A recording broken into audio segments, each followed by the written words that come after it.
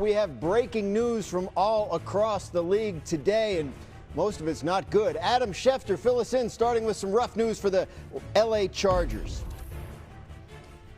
No, Dan, lots of bad news across the league, starting with the Chargers and center Tyler Vita, who signed a 3-year, $30 million contract, but wound up hurting his knee yesterday. There's damage to the ACL. There's other damage in the knee as well. He's going to be out indefinitely, and the Chargers are going to have to find another solution at center for an indefinite period. And speaking of devastating injuries, the Houston Texans wide receiver Jaden Higgins, who was locked into being Houston's #2 receiver this year, suffered a torn ACL. He is now out for the season. A devastating blow to Higgins, a big blow to the Texans offense. They are now one weapon down. And another team that is now down, another weapon, is the New Orleans Saints, who this week also lost wide receiver Jordan Tyson. Now have lost running back Alvin Kamara. Has got a sprained MCL. He's going to miss at least a month. That could sideline him into the start of the season, and that's going to mean a larger workload for Travis Etienne, their free agent running back addition.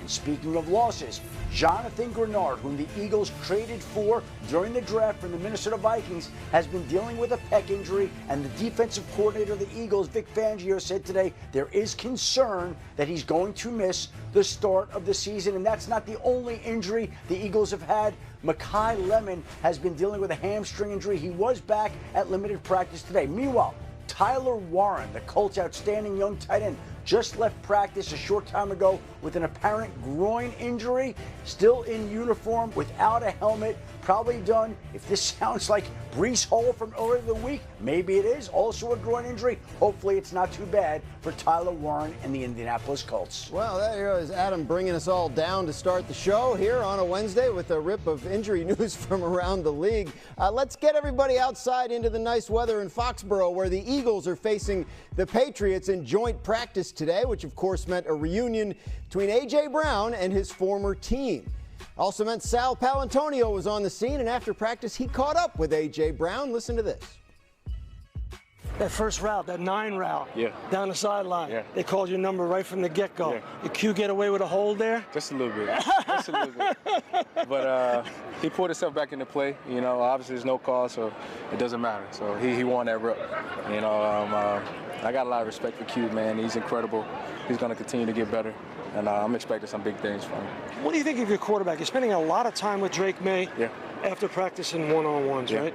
Just going through film, going through your catch tape to try to improve. What do you think so far of his approach? Drake? Of Drake. Man, he's a true leader. He's a true leader, man. How so? He's young, man, and he's always watching tape. He's always trying to get better. We're sitting talking about the defenses and what you like and how you see the game, and we're trying to see it at the same time. You know, that's the biggest hurdle right now. You know, obviously when we sit down and we talk in the meetings, it's easy.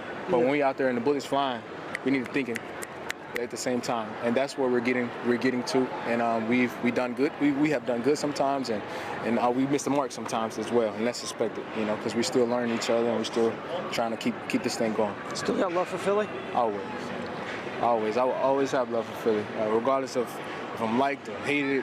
It's love, you know. We won a Super Bowl together.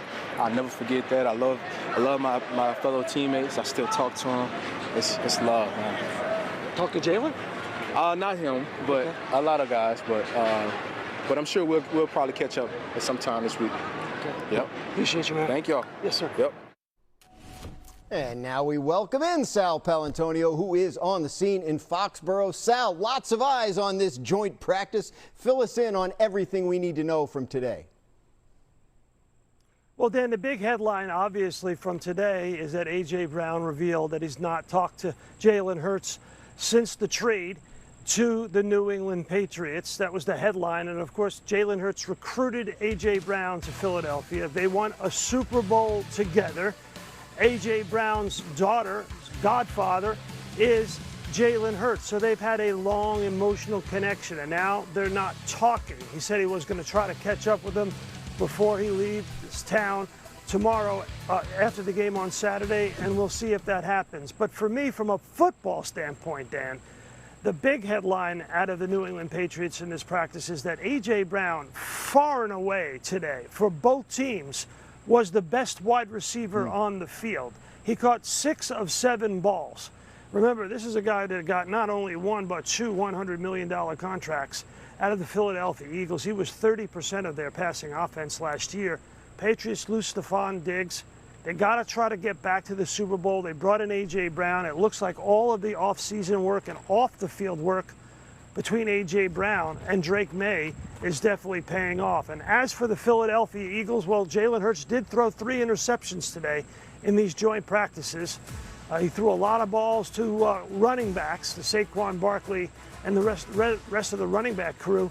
But when he had to go over the middle, he wasn't as accurate as Sean Mannion, the new offensive coordinator, wants him to be. So to me, when you look at Saturday night's game in Baltimore and the joint practice today, this offense, the new offense under Sean Mannion, is still very much, Dan, a work in progress. Lots to work on there with the offense in Philly. He is the great Sal Palantonio on the scene for us with the Patriots and the Eagles. Thank you, Sal. You already heard from Adam Schefter. I'm Dan Graziano. We have Louis Riddick and Booger McFarland along for the ride today as well on NFL Live. Louis, start with you. Based on what you saw in those highlights, what you heard from Sal, what do you make of A.J. Brown out there against his former team? It seems like he's integrating himself and being integrated into the Patriots culture rather seamlessly. And that, that usually happens when you have a lot of alignment working in your favor, right? When you have a head coach who really is advocating for you, who knows you as well as anyone. When you have someone like Josh McDaniels, an offensive coordinator, who's coached maybe the greatest football player of all time in Tom Brady, the winningest football player of all time in Tom Brady. When you have a quarterback like Drake May, who's coming off of a MVP caliber season and really knows that the relationship that you two guys, meaning him and A.J. Brown, have is going to do nothing but benefit you and benefit this football team. It's just nice to see that A.J. looks happy. He looks healthy. He understands that, look, I am the unquestioned number one here. This offense, and especially the passing game, runs through me, and they're going to put me in positions to succeed. That's why you see that big smile on his face and those nice straight white teeth just gleaming, because he knows I'm the guy. I'm the unquestioned guy, and we've got a pretty darn good football team. I thought the most interesting thing that Sal said was that A.J. was by far the best receiver on the field. To me, that spoke volumes, because you wondered how he would have handled this type of practice situation. He's probably not going to play much in the game, but he came out today on a mission, and I get it. It's just practice. It's just ones-on-ones. It's good on good. But it sounded like he came out today with a mission to show everybody, I'm still that dude. And with all the Philadelphia brass there, and with all the New England brass there, it was very interesting to me to hear Sal say that A.J. was the best receiver on the field. And I think if you're Philadelphia, you have to ask yourself, and I know some guys are hurt, are you really sure Devontae and Mekhi can fill those roles of being 1 and 2 the way A.J. and Devontae did? I have no doubt Devontae can be a number 1, but we still have to go see him do it. We got to see him do it out there on the field. But as far as today, the fact that A.J. Brown was the unquestioned number 1 receiver on the field, the best receiver, according to Sal, to me that spoke volumes. First of all, credit to Sal for asking the question that everybody wanted to know. Did you speak to Jalen? Yeah. No. Not many people would have followed up the way Sal did, so kudos to Sal for doing his usual great job there. Beyond that, the New England Patriots wide receiver room is loaded with the acquisition of A.J. Brown and Romeo Doubs. You now have other wide receivers there, like Pop Douglas and Mac Hollins and Kyle Williams, guys who last year they were counting on to make big plays, who really don't have to do that with this current iteration of the Patriots offense. A.J. Brown has given them the depth at wide receiver, the big-time guy at wide receiver that the Eagles now could use without him. That's just the way it goes when you trade away a talent like that. The Eagles, of course, get back a future first-round draft pick, and they'll reap the benefits of that down the line. But this season, the Patriots have an added bonus weapon in A.J. Brown, and they still have Kayshon Boutte here. And as we begin to see wide receiver injuries mount across the league, Jordan Tyson in New Orleans, Jaden Higgins in Houston, you have to wonder which teams will be calling New England to see if there's a wide receiver to try to pry loose from the Patriots. Yeah, we've been hearing Kayshon Boutte's name in those trade rumors for a few months now. You wonder if something does accelerate as the season gets closer. Now back to the injury that Adam told us about at the top of the show. That was Chargers center Tyler Biotish out indefinitely with an ACL injury. Chargers and the offensive line, it's the same old story. They lost tackles, starting tackles Rashawn Slater and Joe Alt last season. Now their starting center could be out a while. Slater, by the way, has missed a bunch of practice time during training camp already. And so, you know, the Chargers are trying to figure it out as usual on the offensive line. Here's their head coach, Jim Harbaugh, talking about how he handles these situations.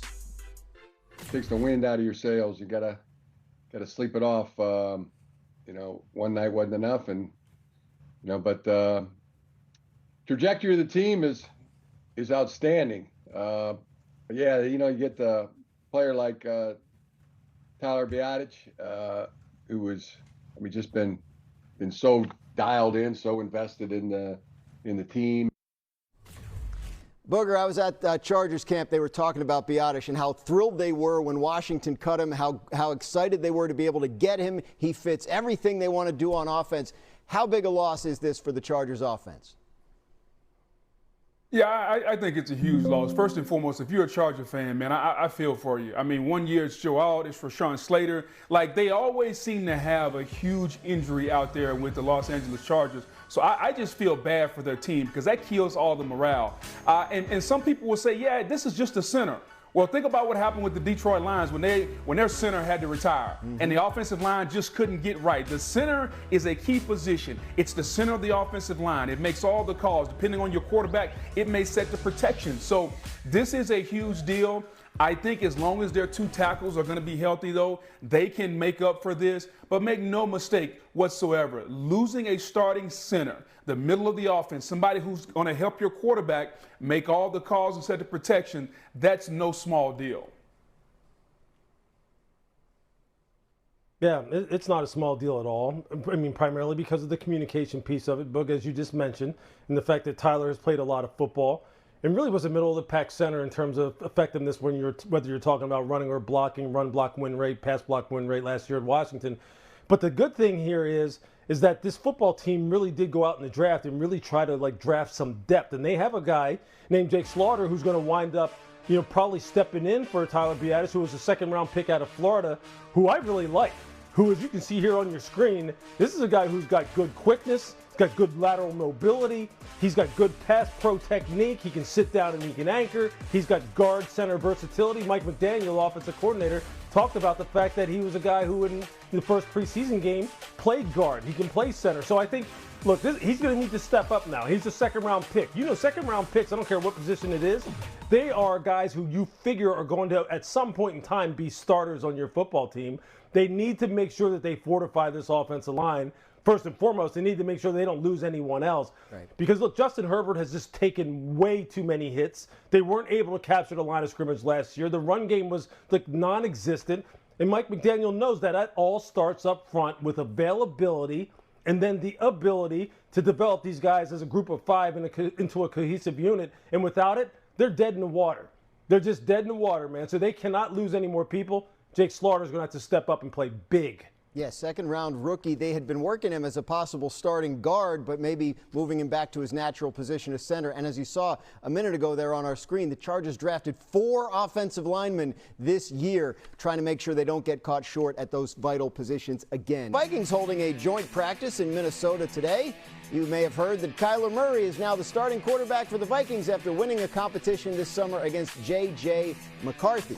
Vikings head coach Kevin O'Connell spoke today about what he's looking for from Murray during these joint practices.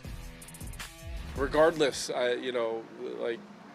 each play, good result, bad result, moving on to the next, and it's still practice, so you still want him having a mindset of aggressively learning and applying all the things that he's put work into since getting here. And this just gives, it's not even just for him, it's for Justin and Jordan running routes on guys that are good players at the corner spot. It's for TJ, that matchup that he may have, within their defense that you just don't get with your own roster, especially when your own roster plays against each other every single day. Boog, now that Kyler has been named the starter, what is the thing you believe he needs to focus on? Well, I think he still has only been there less than a year. So I think the cohesiveness with the receivers that Coach O'Connell named is the biggest thing. He's got to continue to get on the same page with Justin Jefferson and Jordan Addison and T.J. Hockenson. And the same page simply means this. There's going to be a point in the game where you can't verbally say something. So maybe it's a hand signal. Maybe it's a touch of the helmet. Maybe it's a wink of the eye. All those things are the nonverbal, that's the nonverbal communication that happens on the football field that the fans don't see. And you only get that once you do it at practice. And you got to rep it over and over and over and over. So it's that cohesive bond that he's got to continue to develop with those skilled players. If he does that, I expect big things out of Kyler Murray and this Minnesota Vikings skilled players. You know, Boog, you bring up Justin Jefferson, and we spend an awful lot of time talking about Jamar Chase and Puka Nacua and Jackson Smith-Njigba and CeeDee Lamb and some of the great wide receivers in the league. And over the course of the last year, it's almost as if Justin Jefferson has fallen out of that conversation. By signing Kyler Murray, this is the Vikings' attempt to get him square back into that conversation, to make sure that he is remembered as one of the best, if not the best, wide receiver in the NFL. We didn't get to see those plays with any regularity from Justin Jefferson last year. And with Kyler Murray and the way he throws the deep ball and his accuracy, I think there's a feeling within the organization that this can help revive Justin Jefferson. Not that he didn't play well last year, of course he did. But he needs the quarterback getting him the football, and I would expect that he's going to be peppered with targets early and often. Kyler has 2 first-rounders to throw to in Justin Jefferson, Jordan Addison. Also, they signed Juwan Jennings, a wide receiver room in Minnesota, fairly stacked. On the other side of that joint practice, we've seen lots of changes this offseason in Baltimore. It was the end of the John Harbaugh era as Jesse Minter takes over as their head coach. They added Trey Hendrickson, Calais Campbell making his return to Baltimore. His career is still going, and they made some significant changes to their offensive line. Lewis, Jesse Minter's known as a defensive guy. That's his background. Baltimore, we always think about defense, but they've been up and down the last couple of seasons. What do you think Minter brings that can help? Well, first and foremost, the level of competency, you know, Graz, that everyone is well aware of. This guy knows how to coordinate defense. He knows how to teach fundamental defense as far as being able to stop the run with fundamentals and technique, keep a lid on the pass defense, not have people throwing the football over your head, and then get after and affect your quarterback, which is what every defensive coordinator says over and over again. We got to affect the quarterback. You saw that already in the first game of the preseason. You saw him come out right away and start showing people some of the different types of pressures he's going to bring to get after quarterbacks. And I think what that does is that instills a lot of confidence in the defensive players that he has. And look, he needs to get some mileage out of these dudes. Trey Hendrickson has to be big. Last year's second-round draft pick, Mike Green out of Marshall, has to be big. This year's second-round draft pick, Zion Young out of Missouri, have to be big. They have to be able to rush the passer better than they did a year ago. Nnamdi Madubuike coming back, he has to be big on the inside and in the back end. They have to be better in terms of like keeping a lid on the defense and not having the ball go over their head. Nate Wiggins has to be huge on the outside. Kyle Hamilton has to be huge at safety. But you know what? If anybody can kind of put this all together, you know it's Jesse Minter, along with Anthony Weaver, who returns as the defensive coordinator after spending some time in Miami, who deserves to be up for head coach consideration himself.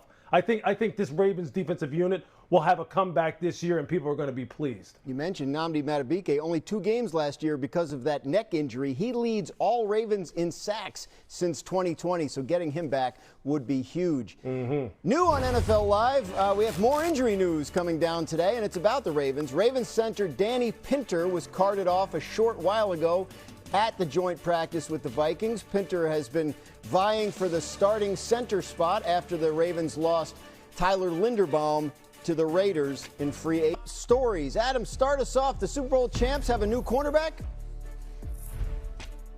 Well, Dan, the Seattle Seahawks have reached agreement with former Cowboys 2-time Pro Bowl cornerback Trayvon Diggs on a 1-year deal. He worked out for the team yesterday. He reached that agreement with them this morning. Seattle had been looking for some cornerback depth, and it finds it. And it's looking for depth in part because of Terrion Arnold. He's going to be placed on the commissioner's exempt list. He's going to miss some time. They still need help at the position. Arnold could be back this season, but it won't be early on, and so that is why they went after Diggs today. Meanwhile, the Los Angeles Chargers lost their starting center, Tyler Biadasz, on this play yesterday during a joint practice versus the 49ers. He's got damage to his ACL. He's got other damage in his left knee. He's still being evaluated by other doctors to determine exactly how long he'll be out, but it'll be for an extended period, as is the case with the Houston Texans wide receiver Jaden Higgins, who suffered a torn ACL during practice on Tuesday. DeMeco Ryans said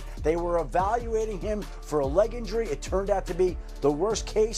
His season is over. A torn ACL for the young second-year wide receiver who was poised to be Houston's number 2 wide receiver, and that leaves the Texans one man short at that spot. They may have to make a move here to shore up that position. No question. Lewis, the Houston Texans had high hopes for Higgins in his second season. What do you think of what they have left over for C.J. Stroud in that wide receiver room? Well, I mean, what it means now is like Nico Collins has to stay healthy, man. I mean, he's always been wide receiver 1 on this football team anyway, but it makes it critical for him to absolutely stay healthy on the outside. They still have Xavier Hutchinson, who's on the roster, who has the same kind of physical profile as far as being those, big 6'2", 6'3", like Nico, X type of receivers that can win on the outside. They still have Jalen Noel, who also came in last year along with Jaden Higgins. They came in as a tandem from Ohio State, who's more of the slot guy on the inside. You see him there on your screen, number 14, who is this blazing fast, a big-time playmaker.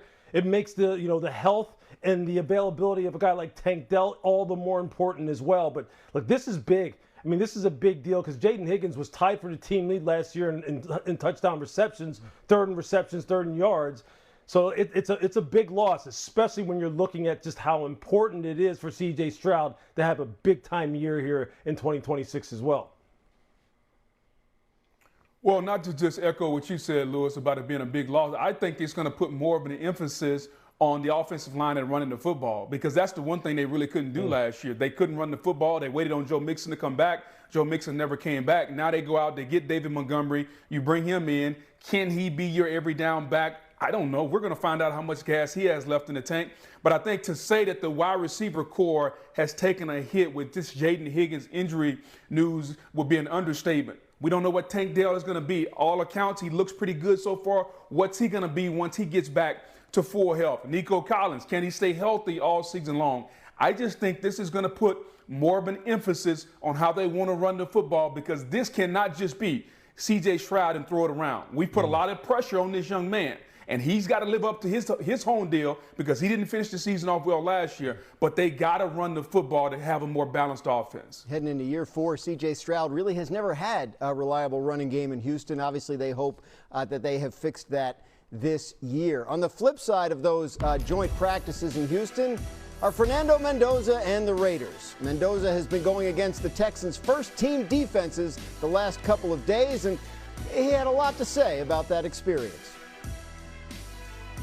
We got so much work, whether it was move the ball, first down, third down, red zone, 2-minute. There were so many situations, and I believe overall it was a positive day. There were plays that I loved and plays that I wish I had back, but in reality, that's a lie. I wish I didn't have them back, because it's a growing experience, and it's practice. It's practice, and this is what I love, and it's just a beautiful day to play football here, and I'm so happy. I have so many things to learn from today. We need more Fernando Mendoza press conference sound, whether he starts or not. Recent history tells us quarterbacks drafted number 1 usually start in week 1. Look at the last 10 seasons. Quarterbacks that went number 1 overall have started in week 1, going all the way back to 2019. You got to go back to 2018 with Baker Mayfield to find the last one who didn't start in week 1. But on this list, the only one that won their game was Caleb Williams of the Bears. Boog, look, Mendoza sounds fantastic. We love hearing from him and the way he talks. Yeah. But is there anything he can do in these joint practices to change their minds about whether he starts week 1? No, not at all. There's absolutely nothing he can do. He can continue to give press conferences. We're going to want to hear him talk. Yes, and please. He sounds like a little kid that just went to the first day of school. And when he comes home, you say, "How did school go?" And he gives you like 5 minutes worth. Wait till he gets to the 12th grade. He won't be saying anything. But as far as these joint practices are concerned, I'm of the firm belief, just like Tom Brady, rookie quarterbacks should not play at least from the first game. He needs to sit down. He needs to learn. And I think if they're going to follow the Tom Brady method, which by all accounts they are, since he's part of the organization, they got Kirk Cousins. Kirk is going to start. Allow Fernando to get his feet wet, be a rookie, understand the processes of being a quarterback in the National Football League before you throw him to the Wolves. Now, I'm not saying he doesn't need to play this season. I'm just saying on September to whatever that is, 12th, 13th, whenever toe meets leather, it needs to be Kirk Cousins who takes the first snap for the Las Vegas Raiders.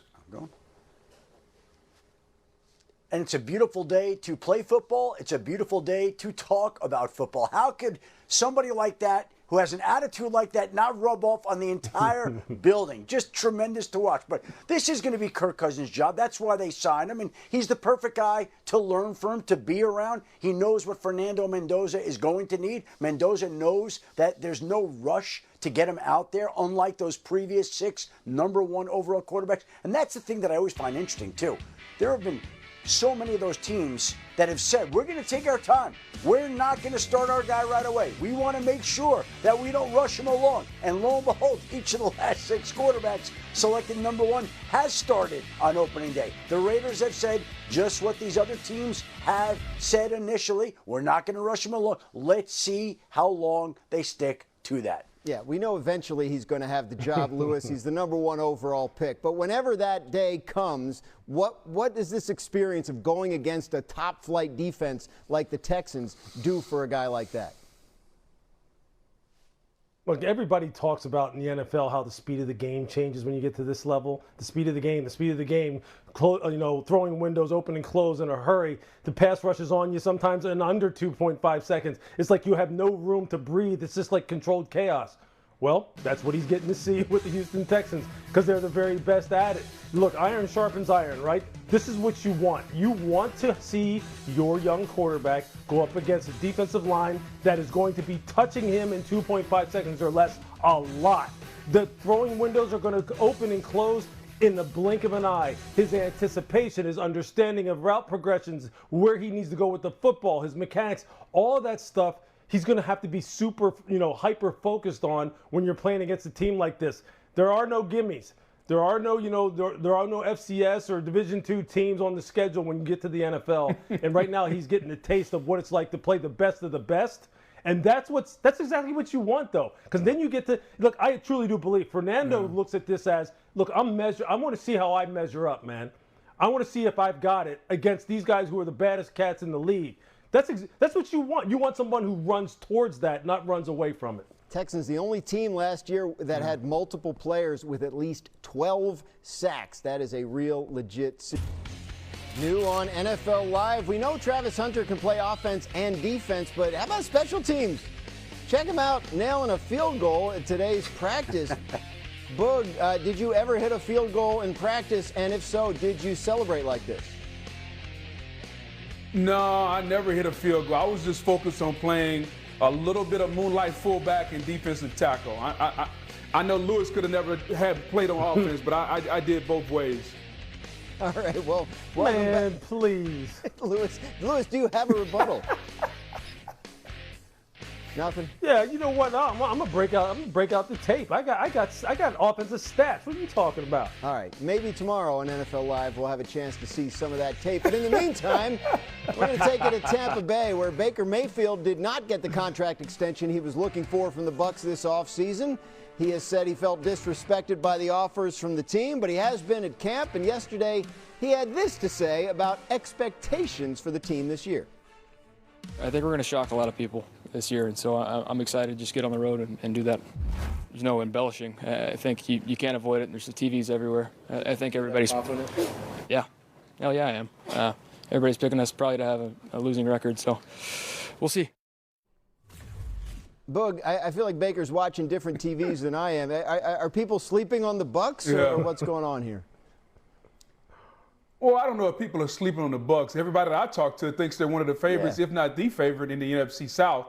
I think the biggest issue is going to be the health of the offensive line, because when they're healthy, they're a top 5 offensive line, which allows the quarterback to play the way he played a couple years ago and not be injured.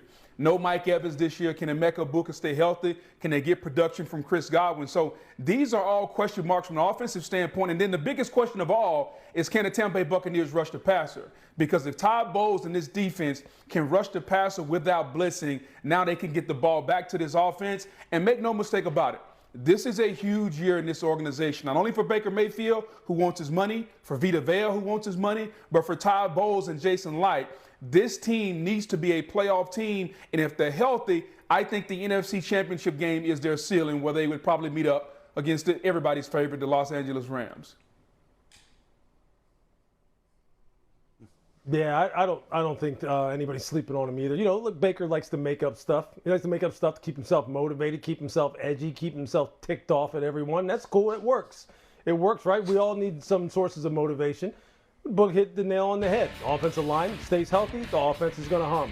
Baker stays healthy. Now, people say, well, he hasn't missed any games. You're right. He hasn't missed any games since he's been in Tampa Bay. But he needs to be at full strength or closer to full strength. Lessen some of those hits. Play a little bit smarter. Step out of bounds now and then. Don't let these big guys hunt you down and be putting you on the ground. Just stay healthy. He does that, this offense will explode. I think really the question is on defense. One, get Vita back in there. You can't mess with him. He's a foundational player. Jason Light has to figure out a way to bridge that gap and get him on the field. I mean, you just went and drafted maybe on the defensive side the equivalent to Baker Mayfield in terms of a guy who has a chip on his shoulder and Ruben Bain. I mean, who's more pissed off than Ruben Bain right now? As far as a guy who feels as though he's been disrespected and overlooked. He's going to have a heck of a year. And then, you know, when you think about Josiah Trotter, the rookie from Missouri, who's going to be at linebacker, Keontae Scott, who they draft from Miami, Ruben Bain's guy, who's going to be maybe their starting nickel. This team right now, I think they've got a lot going for them. They're not going to sneak up on anybody. People know how good Tampa Bay can be, and Boog's right. It's a big year for this organization, man. Just don't mess with the foundation. Get number 50 in the building. Vita Vea is still looking for a new contract, but as we mentioned, so is Baker. Adam, with 1 year left on his deal, Baker has said he wouldn't negotiate a new contract once training camp started, so obviously that deadline is passed. Any change? What can you tell us about where things stand on that? He's been a man of his word so far, and he is perfectly fine playing out the last year of his contract this year and facing the strong possibility that he could be franchised after this year. There is no Baker that's better than a annoyed, irritated, mad Baker, which is what he will be this season when he doesn't have the contract extension. Again, could something change before the season? Sure, it's always possible, but he's given no indication that he's willing to do that. He said he's been a man of his word. He meant the deadline by the start of training camp, and he's going to live by that deadline by the start of training camp. I know everybody's all worked up about Vita Vea possibly being traded. They're not going to trade him, and I do believe, I said it yesterday on NFL Live, I'll say it again, I believe they're going to work out something with Vita Vea. I believe that'll get taken care of. So 50, I don't expect will be a problem here. They'll get that done at some point in time, and now the issue will be with Baker. And now we know Baker's set up, hopefully set up for a big year for his sake if he wants to cash in when it's over. Only 3 players have had more passing touchdowns in their first 3 seasons with a team than Baker, and they were Peyton Manning with the Broncos, Tom Brady with Tampa, and Dan Marino in Miami. Here's another fun fact, by the way. Louis Riddick has one 25-yard reception on offense. It was back in 1995. Yeah, Boog. How about that? I need to see this. We don't have the video, but I don't know. Maybe it's out there somewhere. We don't have the video. But he's never kicked a field goal. VHS? He's never kicked a field goal like Travis Hunter. Never kicked a field goal like Travis Hunter, but he does have a 25-yard catch, Boog. So there you go. Still ahead on NFL Live, the Eagles are entering a new offensive era without A.J. Brown. And there are plenty of questions about where the production will come from now. So who steps up around Jalen Hurts? We have the answers next on NFL Live.